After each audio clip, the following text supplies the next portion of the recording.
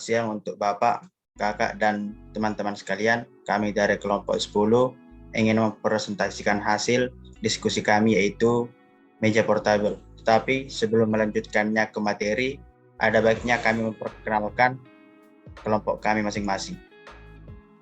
Yaitu yang pertama, Elgrini Togatorov dengan NIM 331S21011, Valentino Tuesimbolon dengan NIM 14S21006, Sandy Nenggolan 14 dengan NIM 14S21031, Salwa Jahira Sofa Harahap dengan NIM 11S21006, Theo Samuel Dijunawi Aritonang dengan NIM 11S21031, Anya Octavia Simorangkir dengan NIM 11S21054, Karina Cecilia Situmorang dengan NIM 12S21022, Nessi Pentasonia Pangaribuan dengan NIM 12S21048, Richard Octavia Boris Hombing dengan NIM 21S21011, Claudia Sinaga dengan NIM 21S21036.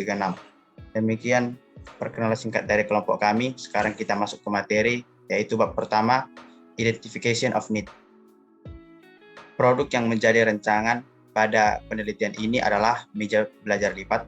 Alasan kami memilih produk berupa meja belajar lipat karena mengingat kebutuhan terkait alat penunjang keinginan pembelajaran jarak jauh atau PJJ yang saat ini diterapkan selama masa penanggulangan penyebaran COVID-19. Meja belajar menjadi salah satu objek yang diperlukan saat ini dengan fungsinya untuk alas penopang saat menulis, membaca, dan aktivitas lain seperti menaruh perlengkapan pembelajaran jarak jauh berupa buku, alat tulis, dan laptop. Untuk itu, diperlukan suatu bentuk meja belajar yang praktis sesuai dengan kebutuhan pengguna sehingga nyaman digunakan dan memiliki harga yang ekonomis. Dari permasalahan di atas, kami mencoba membuat rancangan desain meja belajar sesuai dengan identifikasi kebutuhan pengguna sehingga dapat membantu dan memberi gambaran untuk memenuhi kebutuhan produk meja belajar yang diharapkan oleh pengguna, khususnya mahasiswa dan pekerja yang saat ini melakukan aktivitasnya secara daring.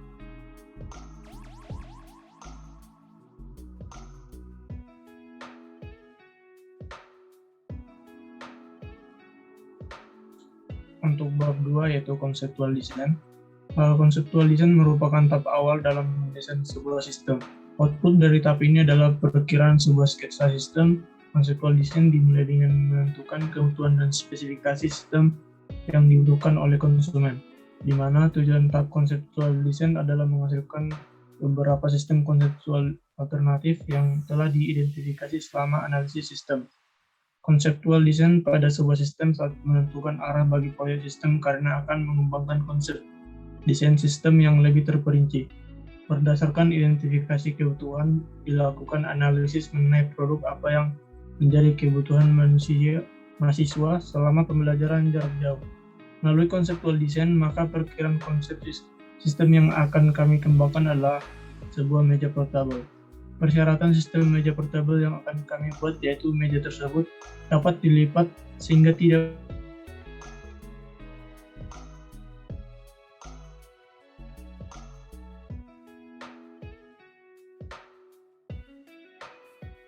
pada bagian feasibility analysis, di mana dalam melakukan conceptual design, kami membuat data terkait meja portable yang akan kami buat dan kami kembangkan, yaitu yang pertama, desain meja tercipta oleh permasalahan-permasalahan yang ada pada mahasiswa, lalu muncul solusi desain yang akan memecahkan permasalahan tersebut melalui penerapan dan pengaplikasian pada sebuah konsep desain.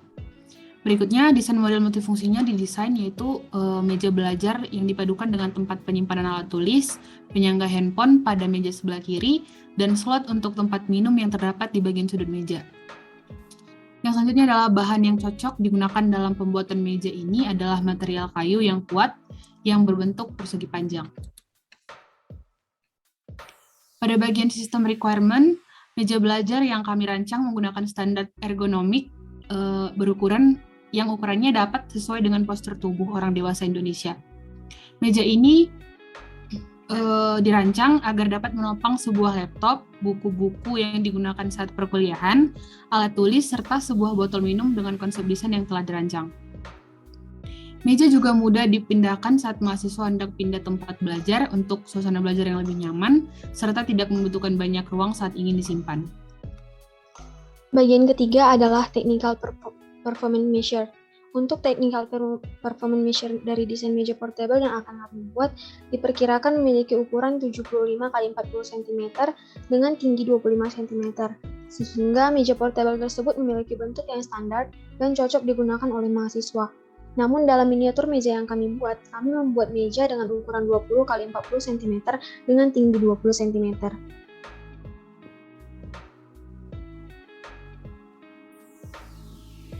Untuk bagian yang keempat ada subsistem functional analysis process, yaitu yang pertama menggunakan alat sebagai tempat belajar dan tempat alat tulis. Yang kedua memiliki slot yang dapat menyanggah HP, yang membuat HP dapat berdiri tanpa bantuan alat lainnya.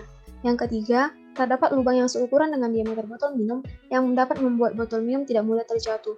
Yang keempat, menggunakan engsel pada kaki meja yang dapat melipat meja setelah selesai menggunakan meja. Selanjutnya bab 3, Preliminary Design. Kaki meja didesain dengan ukuran 20 cm, di mana ini telah disesuaikan dengan tinggi orang dewasa saat duduk. Pada bagian kaki meja akan diberikan engsel agar meja dapat mudah untuk dilipat. Lalu ada engsel. Pemberian engsel pada kaki meja bertujuan agar meja dapat dilipat sehingga meja yang kita buat tidak menggunakan banyak tempat saat disimpan. Pengguna juga dapat memindahkan meja dengan mudah.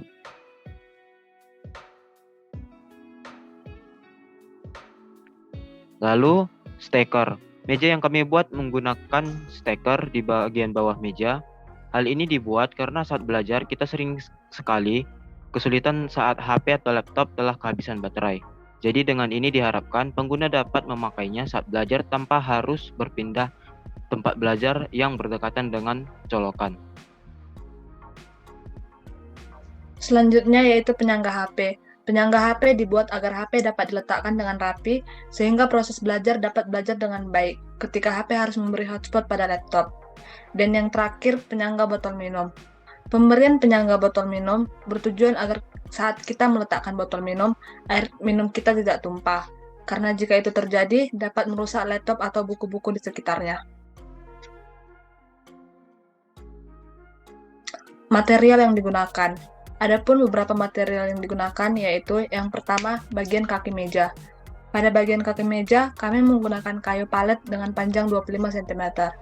Yang kedua, colokan pada meja.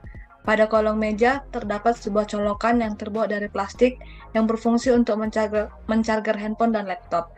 Colokan tersebut mempunyai 3 lubang colokan dan disambungkan dengan kabel sepanjang 5 meter. Yang ketiga, engsel pada meja. Meja ini memiliki engsel kupu-kupu yang terbuat dari besi sebanyak 6 biji dengan ukuran 5 x 4 cm yang bertujuan untuk melipat meja agar mudah dibawa kemana-mana. Yang selanjutnya, panjang dan lebar meja. Bagian atas meja dibuat dari bahan kayu dengan ketebalan 1,5 cm, lebar meja 40 cm, dan panjang 75 cm. Dan yang terakhir yaitu tempat minum dan tempat handphone. Tempat minum dibuat dengan bahan plastik yang mencorong ke dalam dengan diameter 8 cm. Tempat handphone dibuat dari bahan plastik yang berbentuk persegi panjang dengan ukuran 15 cm.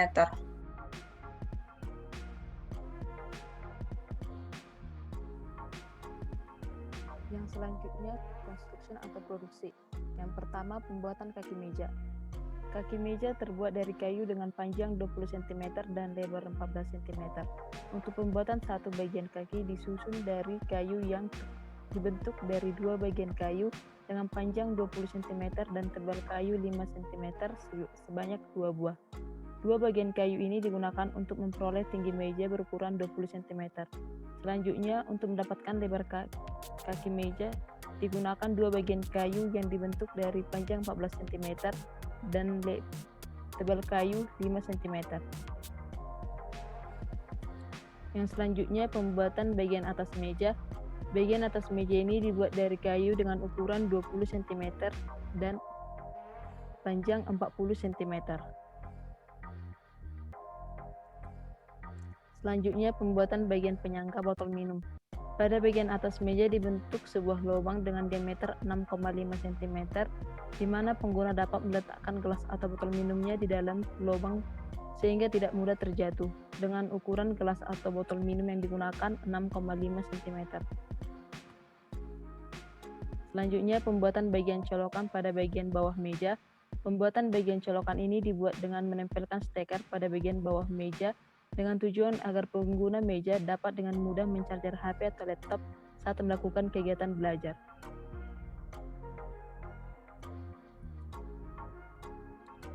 Yang selanjutnya, pemberian penyangga HP. Penyangga HP yang sudah ada kami tempelkan di bagian sudut kanan meja bagian atas. Penyangga ini dibuat agar letak barang dalam meja dapat tersusun dengan rapi. Selanjutnya, utilization or simulation. Yang pertama, pengujian peletakan HP pada meja. Pada saat pengujian miniatur meja, langkah pertama yang dilakukan adalah meletakkan HP pada penyangga yang berada di sudut kanan meja bagian atas. Yang kedua, pengujian penyangga gelas atau botol minum. Untuk gelas minum, diposisikan pada bagian sudut kiri meja yang sudah memiliki lubang sehingga gelas berada dalam posisi aman. Ketiga, pengujian memberi beban buku. Dalam pengujian selanjutnya, pada miniatur meja diletakkan 2 buku di atas meja. Yang keempat, pengujian colokan pada bagian bawah meja. Pada pengujian ini akan dilakukan dengan mencarger laptop.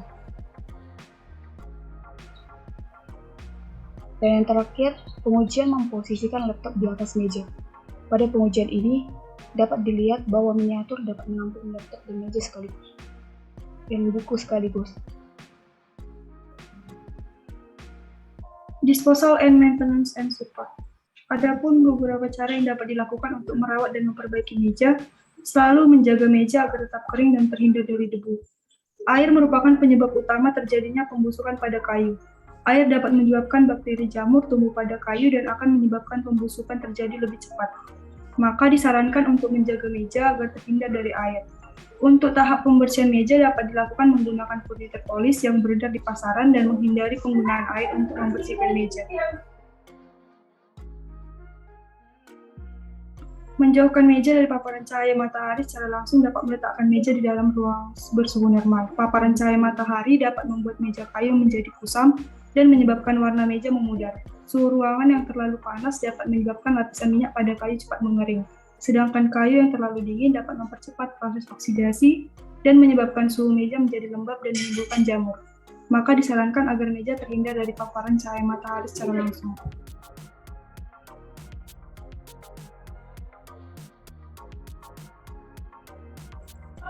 Yang ketiga adalah menggunakan pelapis anti rayap pada meja agar tidak mudah terserang jamur dan menghindari meja menjadi lapuk.